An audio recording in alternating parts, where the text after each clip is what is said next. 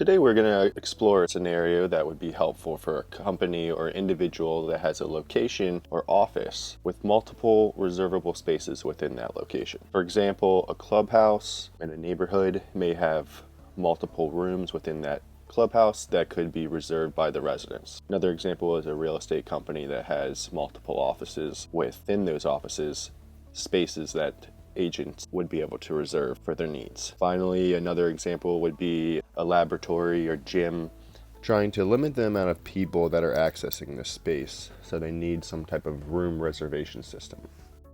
So first we'll go over kind of what it looks like on the Teamup platform. So here we have our main office, and you're able to just click here and show the reservable spaces within this office or location. And say you were interested in just reservable space number 1, you don't want to see anything other than that, you would just click on this little eye icon, and that will hide all the other events rooms on the calendar. Likewise, if you hit the orange one, it'll do the same, or if you hit both. For both, you're going to want to click not on the eye icon, but just on the other calendar somewhere in that space, and that will hide or show it. Now, another option is, say you want your office calendar to show and you don't want a sub calendar. You could utilize this about box, which you can retitle and have a link that will share across all of your calendars that could be used solely for your room reservations here. Alright, so now that we've kind of gone over how you would use this strategy, let's explore how you would create it within Teamup. First, you need to be logged in as an administrator. Once there, you can either get to the settings by clicking on this add or edit button here, or going up to the top right hand corner and clicking on this drop down menu and hitting settings. So from here, you're going to want to go over to the left hand side, click on calendars, and we'll just recreate this, saying, for example, say if we have another office we're trying to add. So we'll just go to new, add calendars, copy and paste, quick and simple, change the number, save. Now if you want to change the color or the title, you can hit this edit button here, and that'll allow you to get to the changes, but there's nothing we really need to change here for our purposes. So now that we have Office 2, let's go ahead and add a reservable space for that. So what you could do, copy and paste that, change the numbers to Office 2 space 1 and click save. And now that creates a hierarchy for this calendar. Next up would be go to the sharing tab here. And on the sharing tab, we have 2 different links that you can utilize. By default, we have a modifier link and a reader link. The modifier link would be good for people that are going to be editing office events, and so staff members, receptionists. By default, we're going to need to add their permissions to the new calendars. So we'd go over here and select modify so that they can change events for all of these calendars. Alright, now reader would be like your end user, somebody trying to just reserve the space. You don't want them to have access to necessarily the office events. So click on the edit button over here, and we're just going to give them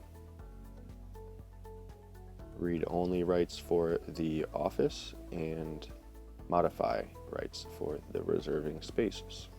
Once you've added your calendars to the links, your job is done. So now anybody with this link will be able to access spaces, but not the offices. So they'll click to add an event, and you see only the reservable rooms come up, not the offices. But they still have view of the office events. Now your modifiers, the ones going and changing the office events, this is what their view will look like. They'll now have access to all the calendars over here, and they will be able to edit all calendars.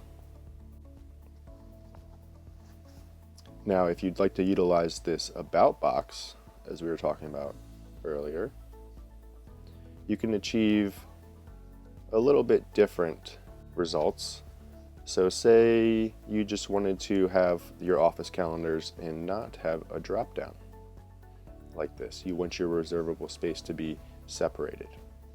We can do that by going up to the general settings. We'll just scroll down here to the About box, and to change the title, for example, we'll just name it Rooms. And then the first step will be going over to your Sharing tab here, and we're going to create a custom link. Again, for example, we'll just name it Rooms, and then scroll down here to the Calendar Shared section. We're going to click Select Calendars. From here, we're not going to share the office calendars, but only share the reservable spaces. And we're going to choose Modify so that the person with this link can modify for those spaces. Click this Copy button here, and then go back over to the General tab.